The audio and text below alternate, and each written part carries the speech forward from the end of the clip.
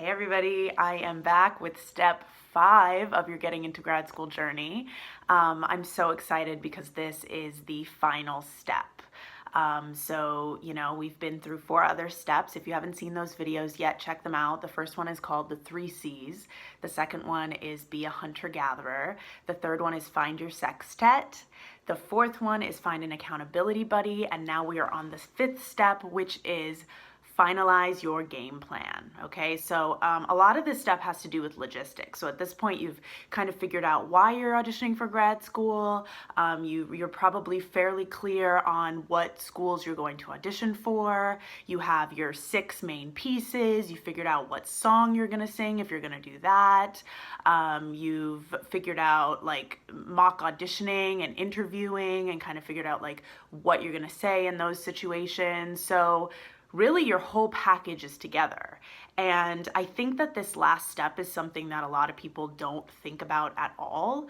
They're like, okay, I have my audition package, and then they show up on the day or the days of their auditions and they realize that they didn't even think about like what was going to happen during the actual day. And all of a sudden they're there and they're surrounded by all these people, and they're in a weird place and they forgot all their snacks and they didn't bring enough water, and they're like, oh my God, like how am I supposed to succeed under all this pressure and in this weird environment, right? So I want you to make sure that in your preparation process, you really, really think about this stuff. And so I'm gonna kind of give you some steps in order to know where to start when you're preparing for this portion of the audition and kind of your mental space on the day of, yeah?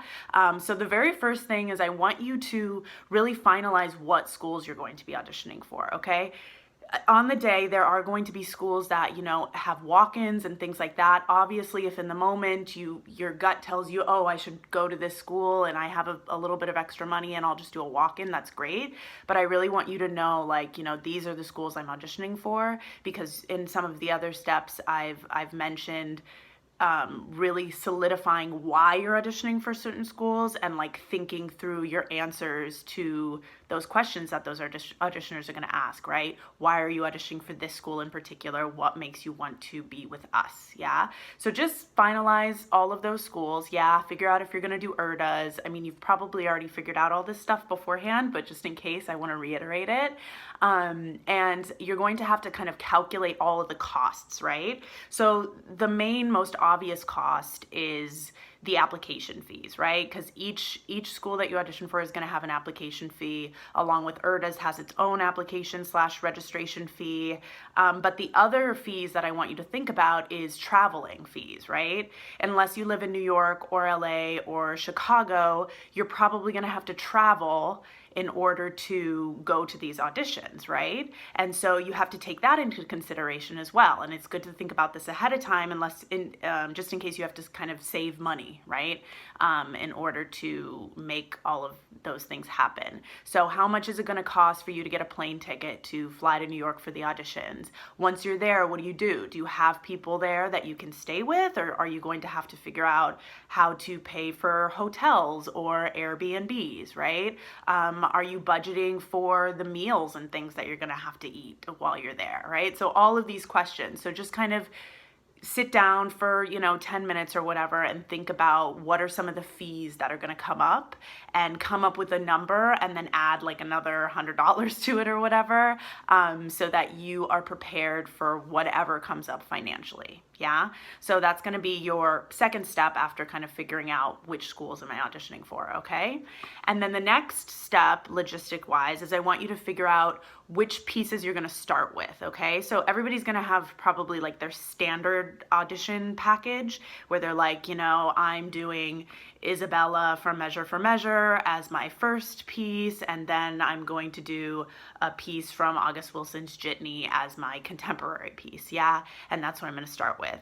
And so if you have one standard package that you're going to perform for every single school, that's totally okay. can totally do that, so you don't have to think about that. But sometimes people like to switch it up depending on what school they're auditioning for, right? So maybe one of the schools you're auditioning for is classical based, right? That's what they focus on is classical work. So when you're auditioning for Juilliard, you're going to have a classical and contemporary, but when you're auditioning for a school that's classical based, you're going to have 2 Shakespeare pieces, right, that you start with. So just make sure that you know like with what package you're going to present with each school, and practice those packages separately. Yeah? Great.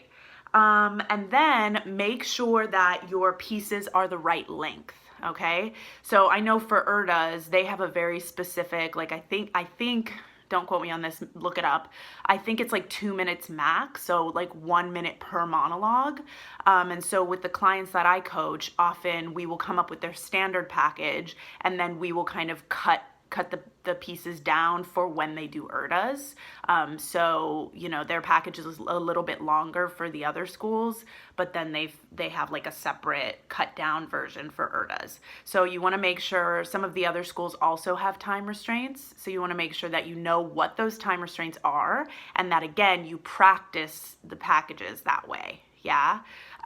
So that, you know for a fact that, when you go into URDAs, you're not going to accidentally start doing the wrong package and it's going to be too long and you're going to be stressed out, right? So just double check all of the time restrictions and make sure that everything is cool on that end. Yeah.